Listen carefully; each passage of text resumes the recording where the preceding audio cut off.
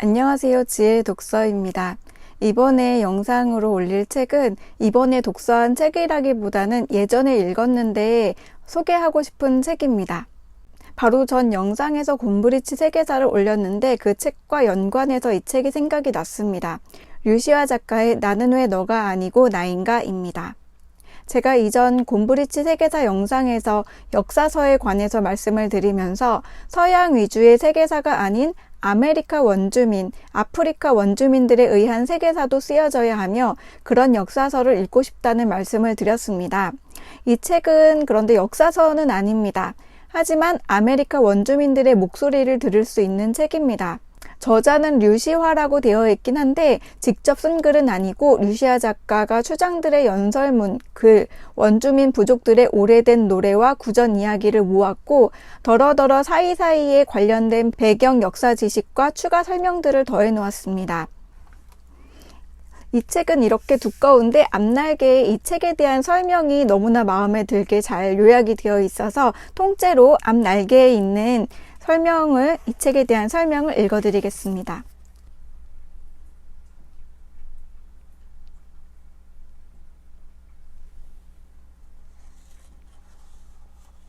이 대지 위에서 살다간 얼굴 붉은 사람들이 있었다. 그들은 자연은 소유할 수 없는 것이고 모두가 공유하는 조화로운 장소로 여기는 사람들이었다. 세상은 그들을 최초의 생태주의자, 환경론자인 아메리카 인디언이라고 부른다. 그들은 모든 생명 가진 것들과 조화롭게 사는 법을 아는 자연의 형제들이었으며 생의 아름다움을 노래한 시인들이었다.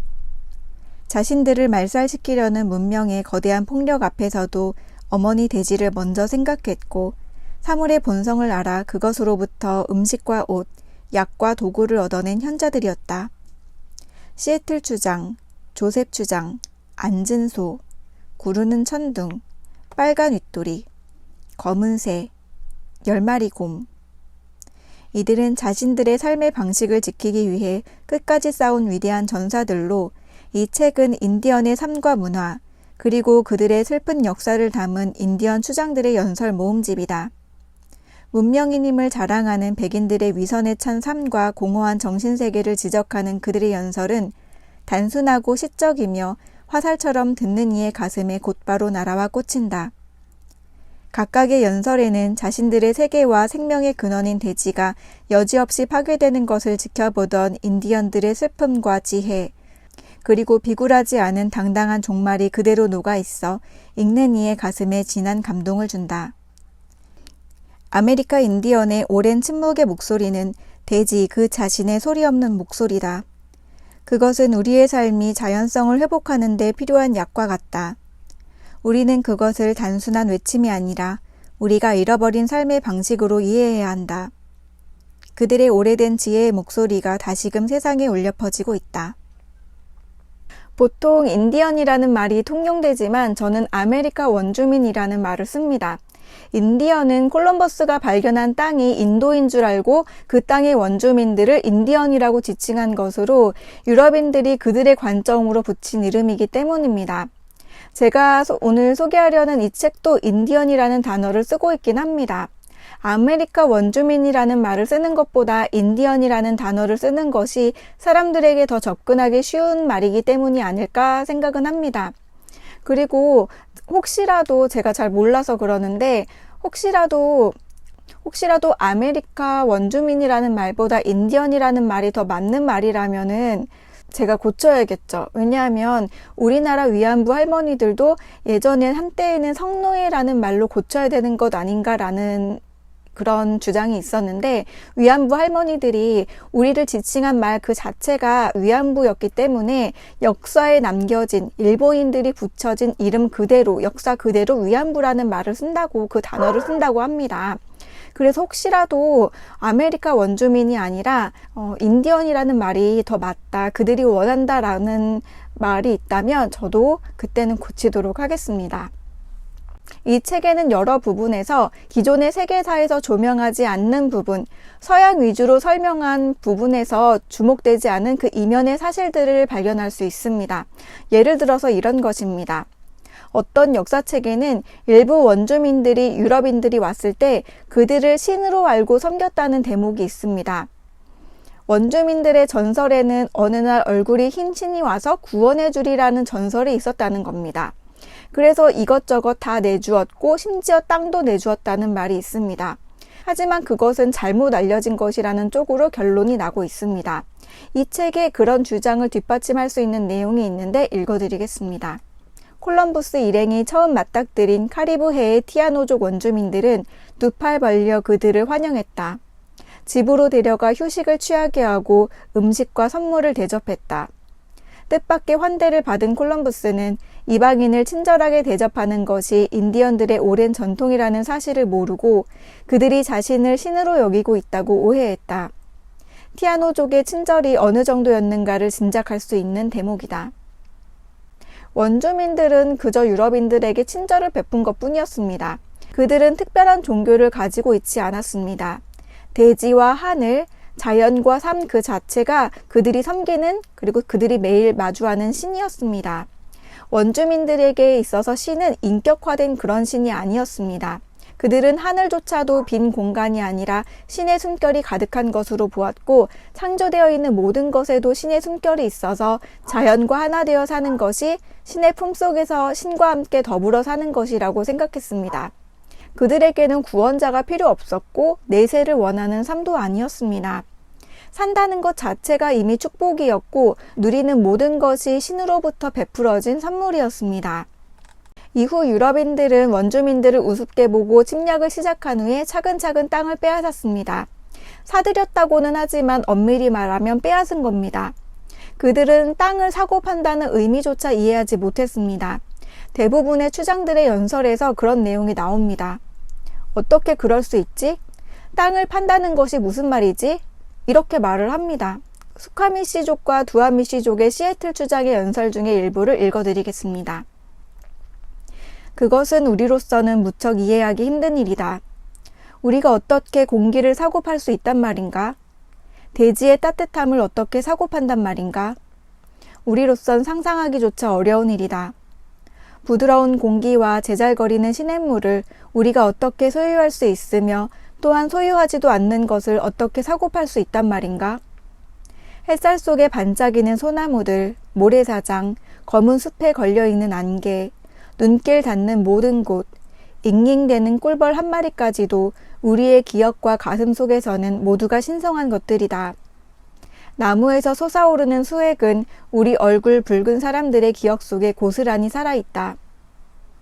자연이 자기 것이라는 개념조차 없었으므로 자기 것이 아닌 것을 사고 판다는 것도 그리고 내놓으라고 협박한다는 것도 이해할 수 없는 것이었습니다. 그런 원주민들에게 백인들은 땅을 넘긴다는 개념조차 제대로 설명하지 않았습니다. 또 그 땅의 부족과 상관없는 사람들에게 돈을 지불하고 땅을 빼앗기도 했습니다. 그리고 강압에 의해서 서명을 시켰을 뿐만 아니라 서명에 합의된 내용조차 지키지 않았습니다. 땅을 빼앗는 동시에 살 곳을 잃은 원주민들을 노예로 부리거나 말살시켰습니다. 이 책을 엮은 유시아 씨가 해설을 달아놓은 부분이 있는데 그 부분도 읽어드리겠습니다.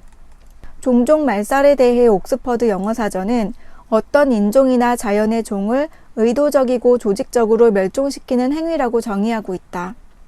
아메리카 대륙에서 일어난 한 인종이 다른 인종을 의도적으로 제거하려는 행위는 어제 오늘의 일이 아니다. 하지만 미국 정부는 인종 말살을 조사하기 위해 위원회를 만들자는 유엔 본부의 제안에 반대했다. 아메리카 원주민들에 가해진 백인들의 인종 말살 정책은 그 유래를 찾기 힘들다. 대량 학살 외에도 독한 술, 생물학전, 강제 이주, 투옥, 구금, 백인들의 가치관 주입, 원주민 여성의 강제 불임, 아동 납치, 종교의식 금지 등 실로 다양하게 행해졌다. 콜럼버스가 도착했을 때 북아메리카 인디언들의 인구가 얼마였는가는 아무도 알 수 없다. 1960년대까지의 백인 학자들의 계산에 따르면 100만 명이 고작이었다. 하지만 오늘날 대부분의 학자들은 그것이 지나치게 축소된 것이라는 데 동의하고 있다. 유럽인들이 전염시킨 질병이 원주민들에게 미친 영향이 정확히 밝혀지면서 오늘날 인류학자들과 역사가들은 당시 북아메리카의 인구가 적어도 500만 명은 되었으리라고 추정한다. 이에 대해 아메리카 인디언 역사학 교수인 데븐 미헤수아는 아무리 적게 잡아도 1000만 명이 넘었을 것이라고 추정한다. 지금도 그 숫자는 계속해서 달라지고 있다. 어쨌든 거북이 섬을 누비고 다니던 그 많은 인디언들이 4세기 뒤인 1910년에는 고작 22만 명이 전부였다. 어떻게 그런 일이 일어날 수 있었을까? 이후 이어지는 내용들은 유럽인들이 행한 만행들입니다. 짧게 요약하면 이렇습니다. 콜럼버스는 도착 후에 10명의 원주민을 붙잡아 스페인으로 보냈고 다음에는 500명을 노예로 팔기 위해 배에 실었습니다. 하지만 모두 항해 중에 죽었습니다. 원주민들을 죽인 큰 요인은 바로 유럽인들이 옮긴 세균이었습니다.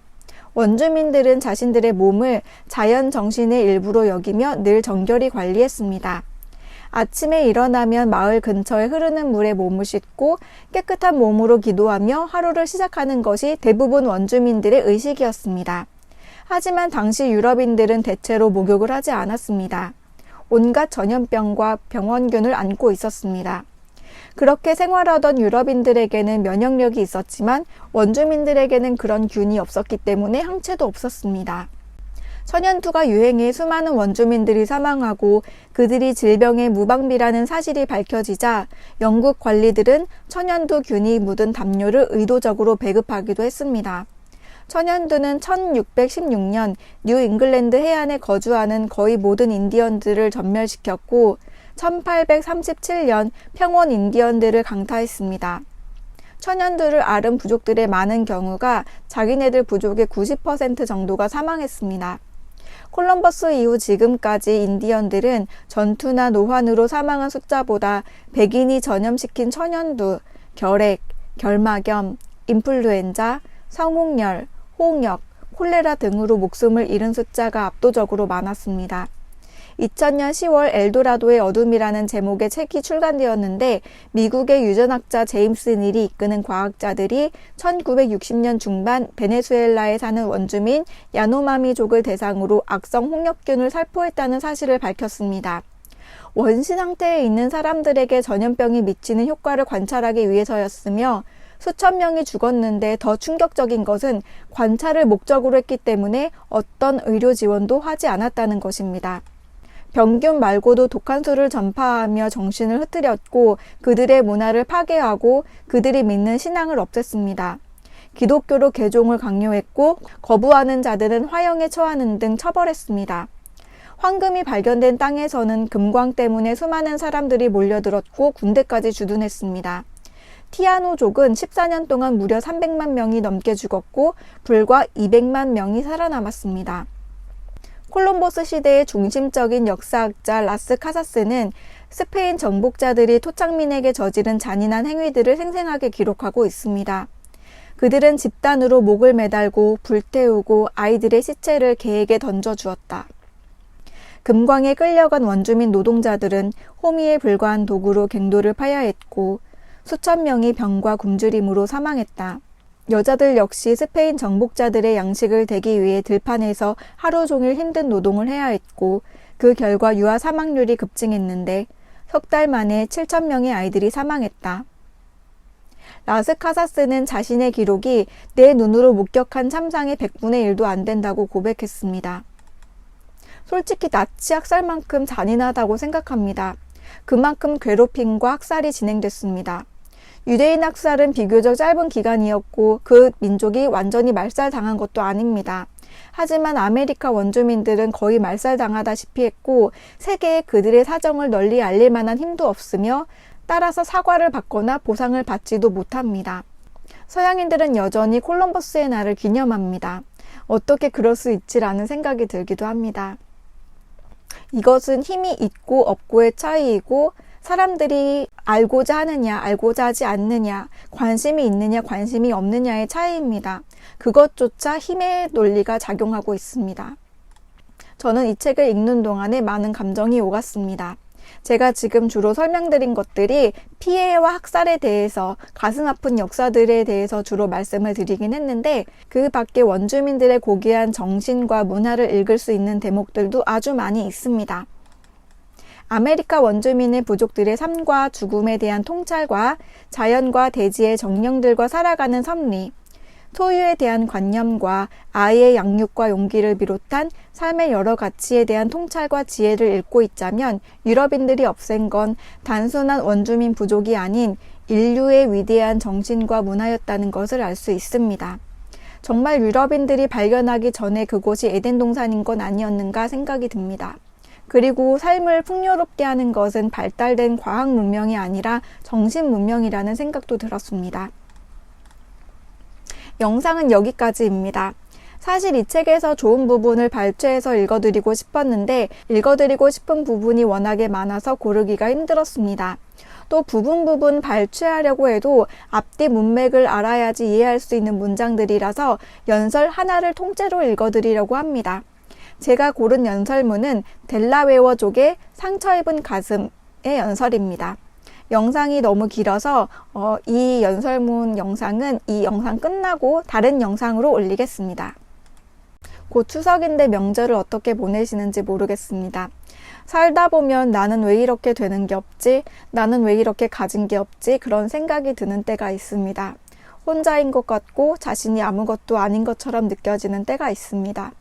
특히 명절이 되면 친척들 사이에서 더욱 초라해지고 외딴 섬처럼 느껴질 때도 있습니다. 이번 추석은 자신을 사람들 사이에 두지 말고 풍요로운 자연에 두는 것은 어떨까요? 노력해야 하고 쟁취해야 하고 달성해야 하는 자본주의적이고 물질주의적인 위치에서 벗어나 그저 있는 그대로의 자기 자신, 이미 완벽한 자기 자신을 묵상했으면 좋겠습니다. 아메리카 원주민들처럼 하늘과 공기, 달과 별을 보며 자기 자신을 품고 있는 우주를 느꼈으면 좋겠습니다. 그리고 나 자신이, 당신이 얼마나 귀한 존재인지, 사랑받는 존재인지도 느꼈으면 좋겠습니다. 그리고 추석 때 친척들이랑 시간 보내지 않거나 또 개인적으로 시간이 많이 나시는 분들은 포레스트 카터의 내 영혼이 따뜻했던 날들을 추천합니다. 지금 소개해드린 이 책도 물론 읽으면 좋긴 한데 너무 두꺼워서 카페에 가서 읽는다거나 그러면은 마음은 가벼울지라도 몸은 무겁게 이동을 해야 합니다. 그런데 이 책은 그냥 소설책인데 정말 마음이 너무나 읽으면 따뜻해지는 그런 책입니다. 아메리카 원주민 체로키족의 할아버지 할머니와 지내는 아이의 이야기입니다. 정말로 이 책을 읽었을 때 마음이 따뜻해지고 느껴지는 것이 많았습니다. 제가 갖고 있는 책은 옛날 책입니다. 아주 오래전에 사서 옛날 책인데 얼마 전에 서점에 갔더니 새로 양장으로 아주 예쁘게 그렇게 되어 있는 양장책을 봤습니다. 읽는데도 또 그 책을 또 사고 싶은 마음이 들 정도로 예쁘더라고요. 탄탄하고 예쁘더라고요. 아무튼 이 책을 추석 때 시간이 나시는 분은 이 책을 읽으면 어떨까라는 생각이 듭니다. 여기 나오는 할아버지 할머니도 너무나 좋아요. 이쯤에서 정말 마무리 인사를 드리겠습니다. 지혜의 독서였습니다. 감사합니다.